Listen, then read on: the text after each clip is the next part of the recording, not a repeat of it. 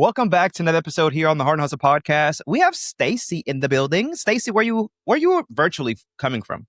I am coming from Cedar Rapids, Iowa. Hello, everybody. How are you doing today? Oh, Iowa. What's good in Iowa? We just talked a little bit about food. Uh, What's um, good about what good food? If I go to Iowa, you said you got to go try this. So Iowa is known as the corn state. We get confused a lot of times with Ohio, which is the potato state. So we're known for our corn. Next week actually is the Iowa State Fair, so that begins. So I would say anybody coming to visit Iowa in the late summer should definitely go check out the Iowa State Fair. There's a ton of amazing food there that you can get, from going over to the egg center and getting a hard boiled cold egg, which sounds crazy, but it's delicious on a super hot day. They also have like sweet corn ice cream and all kinds of like other What? really, yeah, it's so good. Yeah. So, I Love mean, we've it. got a variety of everything here. I think people a lot of times think, we're an agricultural state, which we are, but we also have a ton of like fine dining and opportunities here. Des Moines, Cedar Rapids, Iowa City. There's a small town that's right up here. It's called the Lincoln Wine Bar, and they are known nationally for their pizza. So, yeah, Okay. I mean, anything that you want. We're 4 hours from everywhere. So, we're 4 hours from the Twin Cities, 4 hours from Omaha, 4 hours from St. Louis, 4 hours from Chicago, a couple hours from Madison. So you can Oh, get pretty much in a wide berth of some really great cities that also have a lot of really great places to eat. So I Midwest love all the it. way, baby. I love it. You mentioned that hard boiled egg. That's my Yeah, breakfast every morning, believe it or it's not. I'm so eating good. three to I four. don't know why their eggs are so good, but like when it's 100 and some degrees with humidity and you have this ice cold egg that, you can like you dip your salt and pepper, it's delicious. Like That it's is the best thing funny. ever. Yeah. So if you come to the state fair, you have to have the egg. Yeah. And then, I mean, one thing that we do when we go to some restaurants that we enjoy is street corn. I can imagine the street Oh, corn. Is it I much love it. better? It's phenomenal. I mean, we have a lot of, friends and relatives and neighbors who all come from Mexico and, down south and southern countries and things like that. And just their food is absolutely incredible. And I love that. That's one of the things that I think is so great about Mexico is all the different regions. So I think, people tend to kind of like with Iowa, oh, you're a corn state. Well, yes, but we're a lot more. And it's the same thing with Mexico having their own little territories and the food that comes along with each one of those. So having the people who start their restaurants up here and bring those territories to us so we can taste their Oh, yeah. country, for lack of a better word, is phenomenal. But yeah, the I love elote it. is amazing. Amazing. Extra lime for me and extra cojita, and I'm good. Are you born and raised in Iowa? No, I was actually born in Dallas, Texas. Okay.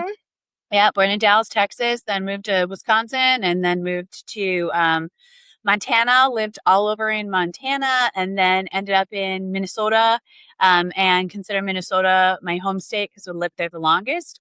Came down to Iowa to go to college, and then, yeah, ended up staying. And I've been here ever since. All the rest of my family is not here. So it's just, me and my ready-made family down here. But yeah. Okay. I love it. And for those that are watching, we talked about food. They're probably hungry right now, whether they're watching. Let them know what organization you're representing and what is your title that you hold with them. Absolutely. So I am with Eastern Iowa Health Center, located here in Cedar Rapids, Iowa, and I am the director of development for them. Okay. And what does that look like on a day to day for you? Oh gosh, like every day is different. But I mean, if I would give you my elevator speech, it's literally that I raise money and I raise awareness for EIHC in the community. So a typical day can be anything from grant writing, which I'm kind of in the middle of right now, to going out into our community and serving on panels and letting people know who we are, what we do, letting them know the services that we offer into our community. A lot of times, we've been here for over 20 years and people will say, oh, well, I've never heard of you guys. And a lot of times that's because you have really good insurance. The majority of the Mm, people that we see at our clinic, 7 out of 10 of them are at or below the national poverty level, which is $34,500 for a family of four. So wow. we really work with those in our community who don't have the adequate resources that are needed for themselves or their family to get amazing medical care, dental care, behavioral health care. We have a wide berth of services that we offer, and all of our clinics and all of our services are open to anyone. So you can have no insurance, you can have private insurance, you can self pay. Our mission statement is exceptional health care for all. And we really live that mission every single day. We don't think that you should receive exceptional health care just because you have insurance or because you can afford it. We think that as human beings, everybody is entitled to be treated with dignity and compassion and to receive the best care that they can. I love that. What brings you to this line of work? I mean, you're in this passion, very purpose-filled work. You got a smile on your face, like you love what you do. I do. How you get here? It's kind of been a roundabout way. So I have to laugh when, even my own kids or, kids that I know who are in college, they're like, oh my gosh, like, I don't know what I want to do with my life. And I'm like, you don't have to know. I mean, if you just have a general basis as to things that you're passionate about, a lot of those things will kind of fall into place. I've done a ton of things. I've been everything from a newspaper reporter to a TV reporter to a speech coach here in high school, working with one of the high schools that we have here. I have taught voice and piano for years. I've worked at Big Brothers Big Sisters as a case manager there. I was a youth pastor for quite a while as well. And then my latest kind of little fun side hustle is I do voiceover work and like some commercial things and everything. But really, my passion has always been to serve the community and to serve the people in it and to kind of find that need, see that need, and then figure out how I can help to fill that need. So, working here at EIHC has just kind of been that latest step in that process. And really, everything that I've done in the past has all in one way or another kind of flowed into development and into working with people and raising funds for them and raising awareness because so much of it is focused on that relationship building and that day to day getting to know people and letting them know what's out there in their community. You just told me you're a unicorn. I mean, you just do a little So cute for everything. that. I love it.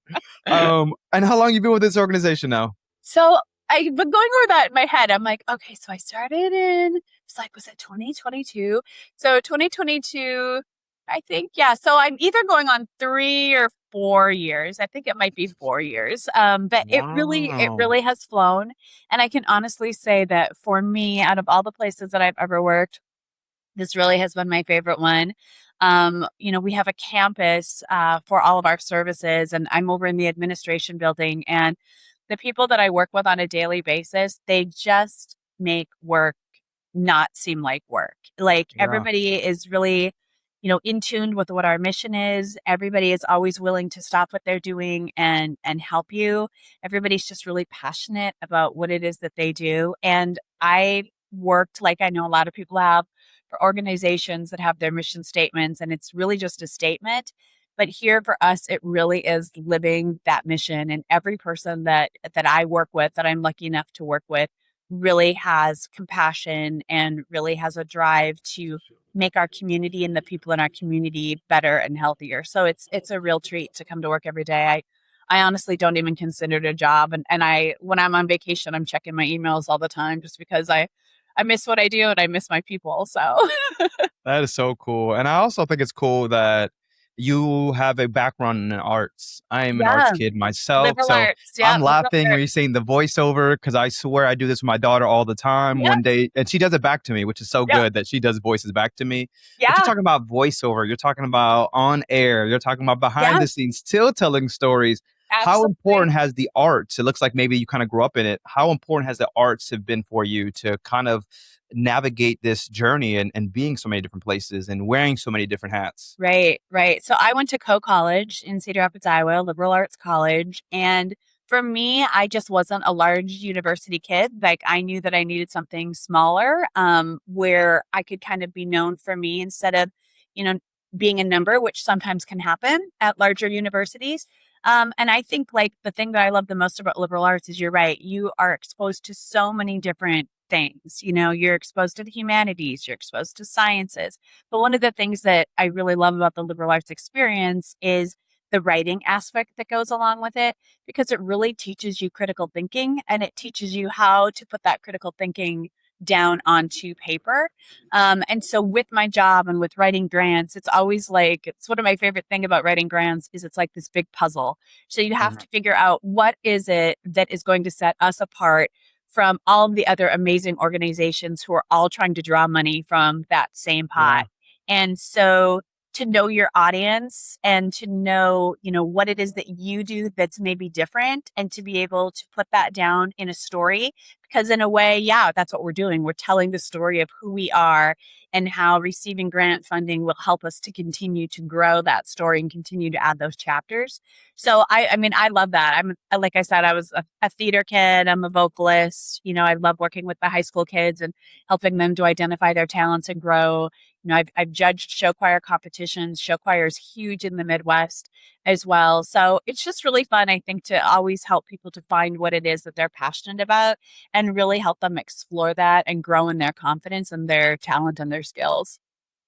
I love it. I love that you have this background in the arts. I think it's so underutilized, and really, when, 100%. when we think about just the school system, Yeah. especially here in Orange County, where they've taken that away a little Yes. bit, and it's Yes. like, man, those are the reasons I went to school, right? I was TV Yeah. productions, morning announcements, I was Yep. chorus, I was drama, Yeah. I love And those you need electives. that. I mean, you Yeah. need that because not every kid is a sporty kid. And the one thing about high school, junior high, school, all in general, and people in general is like people want to find a place where they belong.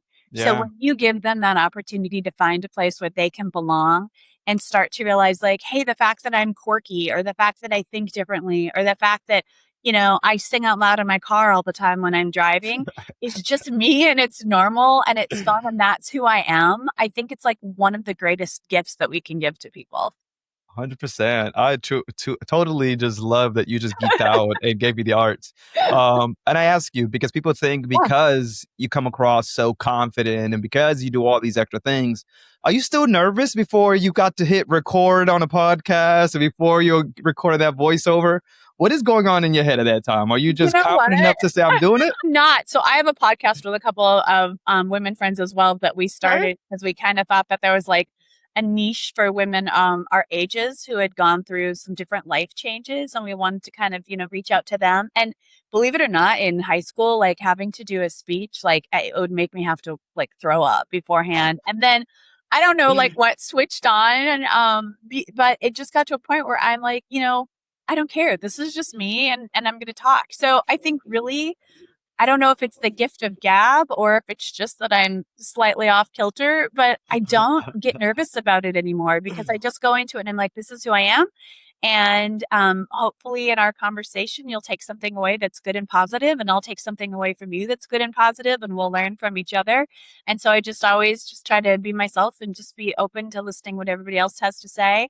And doing the podcast and then doing the voiceover work and commercial stuff, it's just so fun to do and so fun to like, voice a character or to kind of step outside of who you are, knowing that there's a piece of you in the arts then that'll, be around for a long time on digital form or, Yeah. recorded form. Yeah. That's so cool. I don't know if I told you this, and we talked about the studio setup and me being in the Yeah. garage. And the reason this started more than ever was that I jokingly say 3 years ago I came out of the wrestling closet. So Yeah. wrestling being pure entertainment, you You got told athletes, you me got that. storytellers, Yes. and now to be go live every Monday, every Friday, and I just think it's the funnest thing ever It is. because as you mentioned, being authentically you, doing the things that you love, and building a community around it. Yeah. How special is that? Meeting people where they're at, you kind of mentioned as well, Yeah. is I totally appreciate, especially more than ever, is like Yeah. someone asking me, hey, I was inviting them to the event. She's the mayor of a town. She's like, what version do you want of me? Do you want the Wow. political version of me? Do you want the alumni version of me? Yeah. And I had a caller and says, I want the authentic version of you. Yeah. I want you to show up as you. I Yeah. want you to tell the story Yeah. because that mayor, opportunity has come because who you were as a student. And, Yeah. and I run the organization back at the high school. So it's like, if we're going to tell stories of alumni, I need you authentically you. I can care about Absolutely. the political version of you. That Yeah. one is probably a little bit, cross the eyes, Yeah. or that's Yeah. the eyes cross the T's type stuff. So I Yeah. love that you say, no, show up authentically you. How important is that, Absolutely. you think, Stacie? Well, I think that's all you can be, right? Like, I think so many times people feel like I have to be this or I have to be this for this person. And it's exhausting, And the thing is like half the time when you think that you're being who you think someone wants you to be, like, I always think, why would you want to do that? Because they're not really getting to know who you are and vice versa. And I think a lot of times that can come back then and bite you in the butt because people think maybe you're one way and really you're not. So especially like, at the age that I am and as people grow and everything, I'm like, if you can start out confident about who you are and if you Hmm. could start out just being yourself, then things are going to be a heck of a lot easier for you because people know that, what you say is who you are. And I Yep. think that's so important, especially today when people have been so conditioned, it seems like, to say things based on what they feel is the popular answer. And I think that what's less important about being popular is just being authentic. And that's what people gravitate towards because when you're authentic, you find out and you learn more about the people around you. And you find that there's so many things that are familiar with you and you can relate to people and you can help people and you can grow friendships. So just be who you are, just be authentic because that's what everybody's looking for. What is your favorite quote that you live by and that you share again and again? Oh gosh, there's a lot of them. I think like probably, and I can't remember who said it once, but and I'm going to paraphrase their quote, but basically the quote is to give grace to yourself that other people have not extended to you. Wow. And I think that that's so important because so many times we can be our worst enemy. And I just wish everybody would remember that you are, instead of your own worst enemy, you are your first best friend. So all of the grace that you extend to other people and all of the ways that if you're talking to a friend and they're sharing something that's going on and you would say, oh my gosh, you deserve better than that. Leave that situation, leave that person, you're a good person, blah, blah, blah. But we don't do those things for ourselves. And Yeah. so we need to learn instead, like I said, be your own first best friend instead of your own worst enemy and extend that grace to yourself that you extend to other people. And it's amazing how by doing that, you can heal the traumas of life that other people have maybe Yeah. inflicted on you. And people are drawn to that. Like I'm an empath and people are very drawn to other people who they feel see them and hear them. And it's just a gift, I think, to be able to love yourself as well. And when you love yourself, that spills over into loving other people. And I think Hmm. that it also can help to heal people and make them a stronger person too. You're talking some good stuff right now, Stacie. You're talking some good stuff right now. I even kind of think about a conversation that happened almost similar to what you just mentioned. Was I had a gentleman, a leader, say to me, I was kind of going through a time in my life of different direction, right? Yeah. Going from a different chapter of my life. And I remember calling him. And as you see behind my wall, this always been here. Yeah. This is nothing new, Know right? your That know your worth. worth moment. Absolutely. And he says, Ephraim, for years, I've heard you. I was doubting myself, per se. He says, for Yeah. years, I've seen you help other people. I've Yeah. seen you change yourself, all these good things. And sometimes as leaders, we teach best what we need the most, Ephraim. And I said, 100%. yeah, what do you mean by that, Don? Yeah. He says, you always tell people to know their worth. Yeah. But when do you know yours? And it was a gut check, right? Because it is exactly what you Absolutely. say. We're so good Yeah. at giving advice and pouring into others, but Yeah. that same exact thing that we're doing for others that is so great and they Don't praise do us it for for, ourselves. when No. do you do it for yourself? So that was really good, Absolutely. Stacie. Hell Yeah. yeah. That Yeah. was good. Absolutely. Um, Absolutely. you mentioned the podcast. What kind of Yeah. conversations are happening? And if you can give us the title, because you can't just say you have a podcast and not give it to us. You know what I mean? You're holding out here. So our podcast is called which is important because there's other ones on there. So the PowerPosse podcast.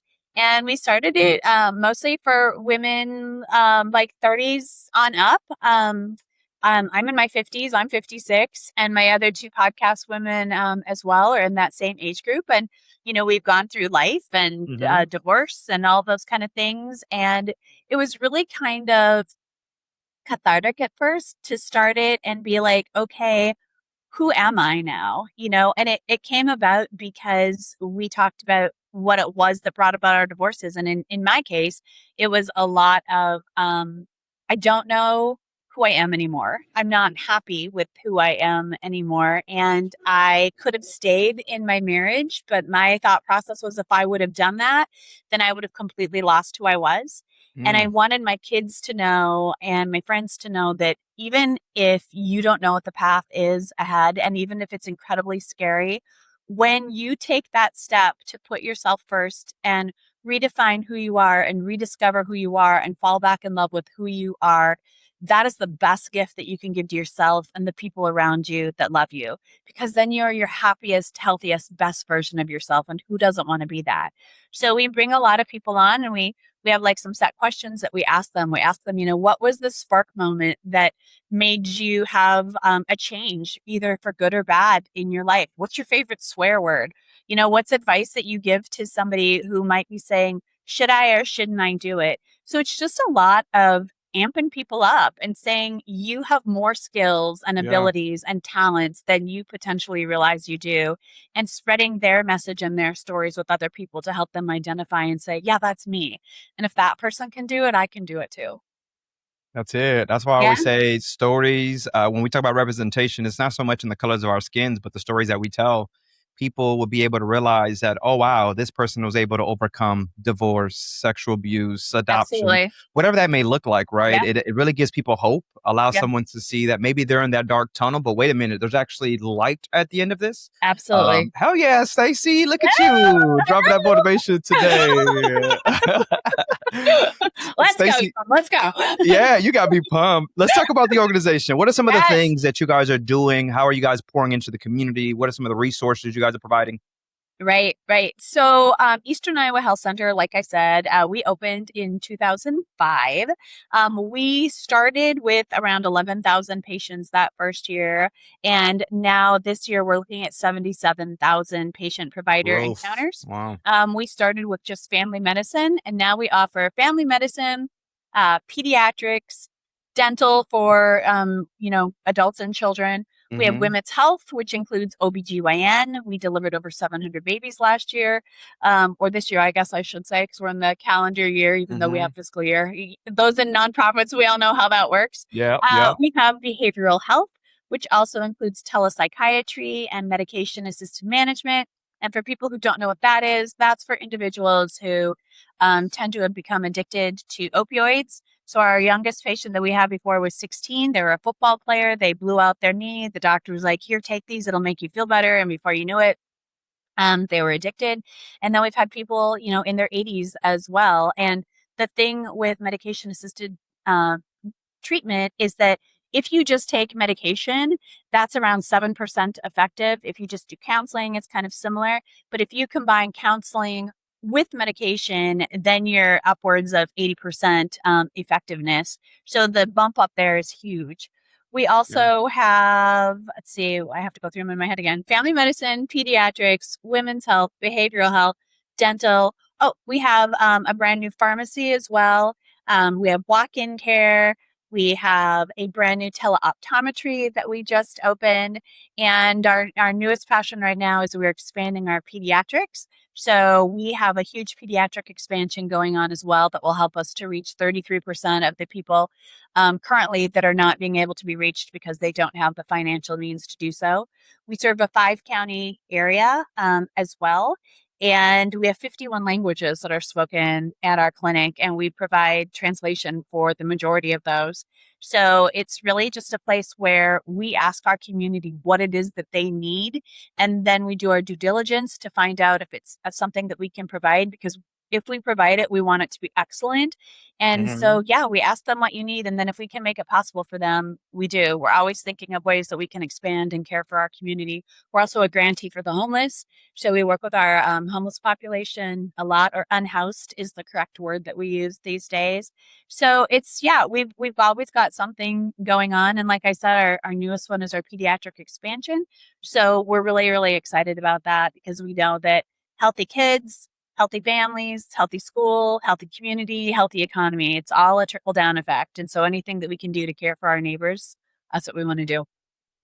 No wonder you love your job. No wonder it's always fun to be there because there's so many new things So happening, so many many new things. lives Yes, being yes, so many new impacted. things. Yeah. What's one story that comes to mind when you think about the impact you've created in someone's life? Because we're in the storytelling business. Yeah. What is that story? I love me a good story. So we have a one of our board members, and they have a relative who's struggled with addiction throughout their whole life. One of the things that we do at our dental building is twice a day we open up our doors for emergencies.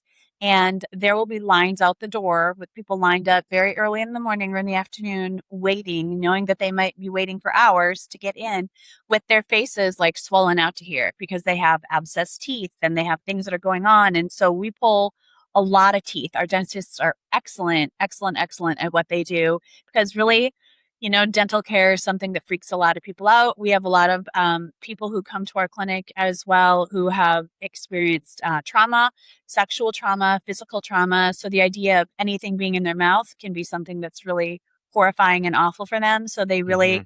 have the skills and the knowledge to work with these people and make them feel safe and make them feel comfortable. So our board member, their relative had woken up and just was not doing well. Their face was swollen. They were really, really struggling.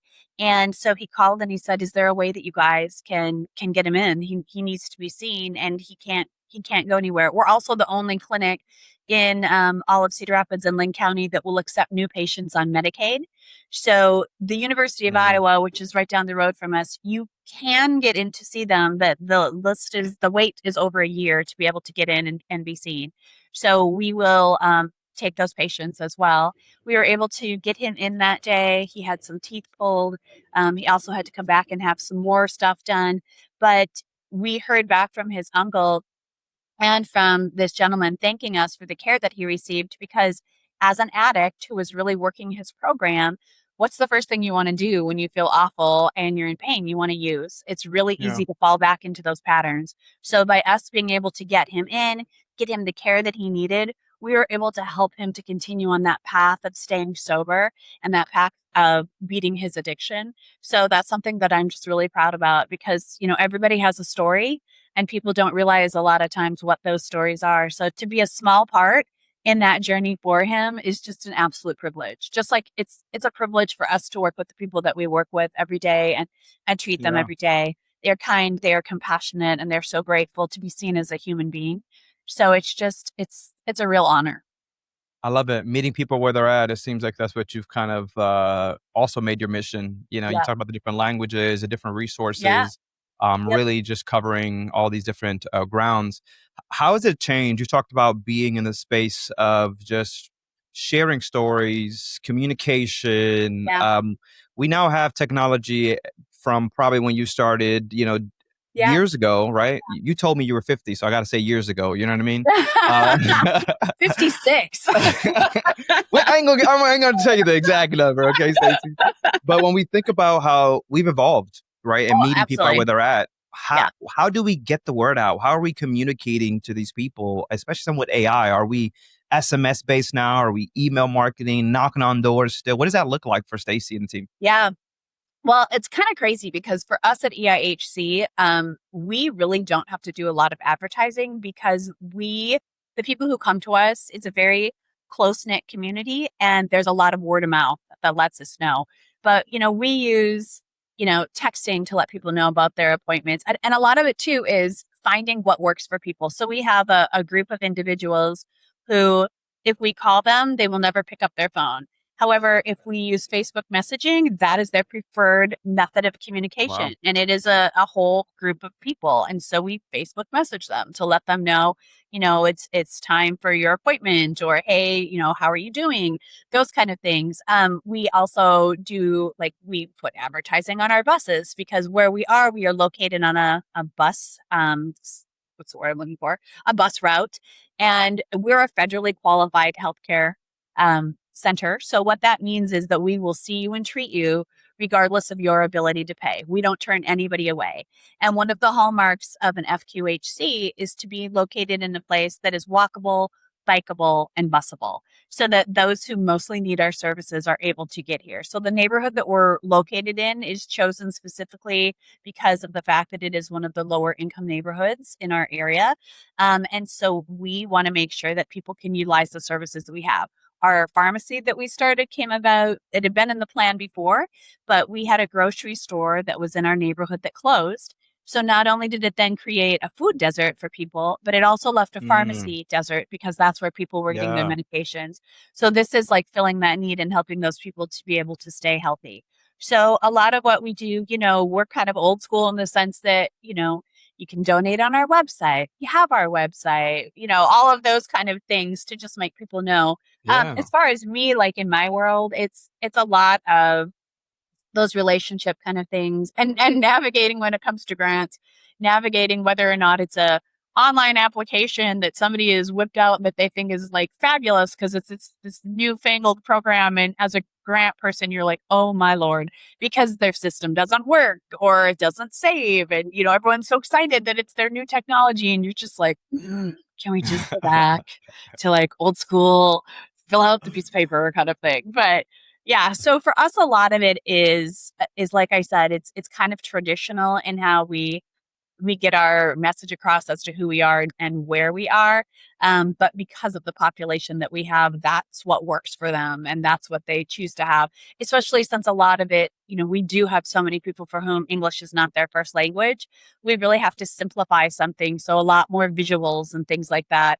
In our clinic, we have pamphlets, and we have anything that scrolls on our screens for them to read while they're sitting there waiting for their appointment in our top 5 languages as well, so that individuals are able to stay connected that way. You guys are definitely about to continue just growing. I mean, you talked about those Yeah. numbers from '05 to where you're at today. Yep. There's a lot of growth, and I can imagine still Yeah. so much more on the way, Yeah. especially where Yep. we're at right now, government wise. It looks like you guys are really filling in that gap and making sure people Yeah, we're trying feel to. seen. And yeah, and that's kind of one of the things that's been a little bit crazy as well is, we just really don't know what's going to happen. Hmm. So we've been trying to plan to make sure that as many of our services are going to be available for the people that we serve. And we have a lot of concerns about that. So our leadership team has been very proactive in trying to look ahead as to what is it that we can do now to be serving those people, and what is it that we can do to serve them when a lot of these new laws and requirements are instigated as well. Love that. Well, Stacey, we could keep talking, but I think we up on time. But you do have a question for the next leader. I want you to ask. What is I that do. question that you have for that leader? Yeah. So my question for that next leader is, if you could be anything in the world again, thinking back to when you were a little kid, would you still choose the job that you have now, or would you want to do something different? You deep, Stacey. That's a good question. Yeah. That is a good question. I mean, even just thinking about it, it's like I really do appreciate where I'm at, Yeah. and I think I'm not even where I should be still. I think there's Yeah. still some more to go to. Yeah. But I always say I think about it. I appreciate the failures in life. I Absolutely. appreciate those moments where I had to just walk away because sometimes walking away is needed as well, and we don't really think about that. I was actually talking to a Self-preservation, yeah. self-preservation. I Yeah. would just talking to another leader, and I think when I first got into leadership, I used to look at somebody's resume and think that if they were jumping from job to job, it was a bad thing. But that's not really true. It Yeah. was really someone trying to find where they fit in.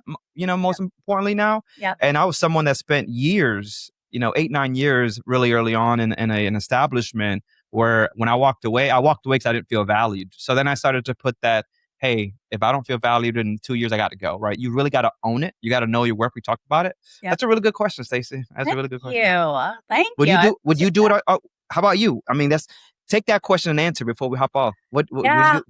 Well, it's kind of funny because I always thought when I was younger that I wanted to be like an archaeologist. Growing up Uh-huh. in Montana, we had a lot of like opportunities to go to some of these national parks where at the time you could take home all kinds of dinosaur fossils and stuff like that before it was illegal. And so I had a huge bag of them, and when we moved, my mom threw my bag away. Like, Oh. not that I'm bitter about that or anything to this day, but I think the big thing when I look back on why that was so fascinating to me, it's because of the people aspect and those who went before us, and learning about those who went before us and applying what they learned back then to survive and to thrive in your everyday life now, and to always just keep that passion and that drive to keep going, kind of like you said, even when, you don't know what's out there, or you think, well, maybe I'm not in the right job or something like that, Yep.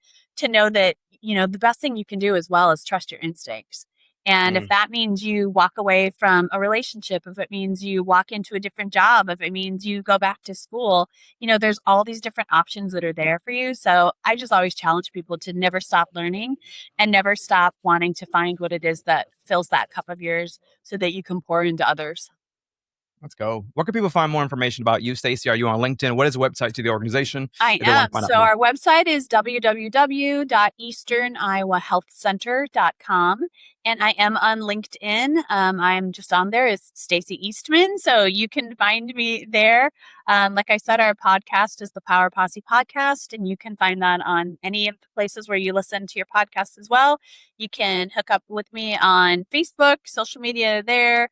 There it's Stacie, and then it's Tveit, which is my maiden name, which is T like Tom, V like Victor, E like Edward, D like David, T like Tom, Eastman. So yeah, I would love to chat with anybody and, encourage people and, listen to what they're going through and put our minds together as to how we can make this world a better place. So yeah, feel free to reach out.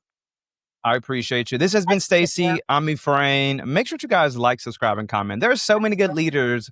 Sometimes we feel like we're in this crazy world, but when I speak to people like you, I realize, no, there's some good people in this world. Make sure you guys like, subscribe, and comment. Same to you, friend. Same to you. I appreciate you doing this and all you're doing. Thank you. Thank you. Thank you.